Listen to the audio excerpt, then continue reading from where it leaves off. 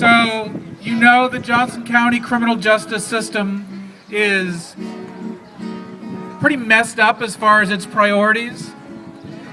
A lot of people get pulled into the system for petty victimless stuff, for race-based stuff, and the prosecutor just prosecutes everything the police arrest for. So all those injustices just get put down on the folks that the police target. So I'm running so that the prosecutor's office will do what it's supposed to do, which is screen cases for justice. So that only those things that should be in the system should be there. So, when I'm county attorney, we will stop prosecuting for petty victimless stuff like busting people for possession of marijuana and paraphernalia. In a lot of the country, it's already legal. There are a lot of people here who get busted for it who would easily qualify for medical cards in states that have medical marijuana. And in any case, it has to do with people minding their own business, not hurting anybody, and everybody can see that legalization is on the way, and people shouldn't end up with criminal records for it. We'll also review really carefully for race-based arrests.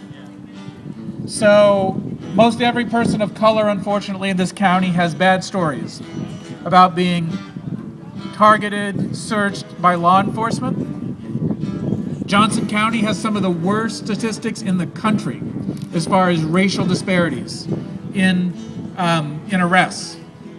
More than any other county in Iowa, Johnson County pulls a higher percentage of black kids than white kids into the juvenile system. Even though only 5% of the county is African American, 40% of the people in the jail are.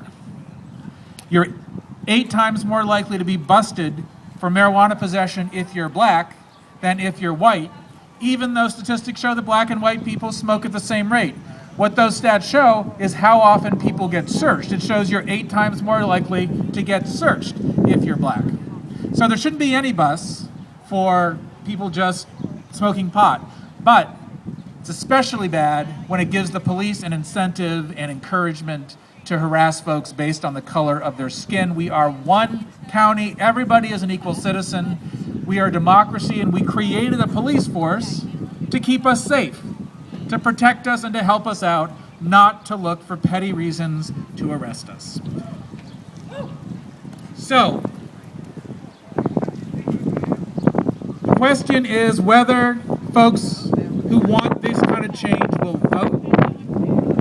The assumption of the establishment is that we won't vote in big enough numbers. So vote, get your friends and family and other people who would like to see this sort of change to vote. Early voting has already started. Every weekday during business hours till 5 o'clock at the county building, which is right by the health department. Anybody can vote. There's plenty of parking there. You can register right at the polls. For people who are students, all students in town who live in town are eligible to vote in local elections.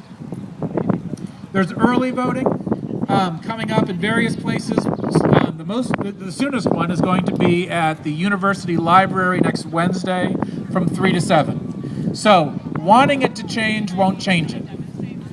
But voting for the change will change it, and we will get a county that reflects values that have to do with 2014, not the outdated drug war values of the past. Thank you, have a great time, and thanks for letting me talk tonight. Woo!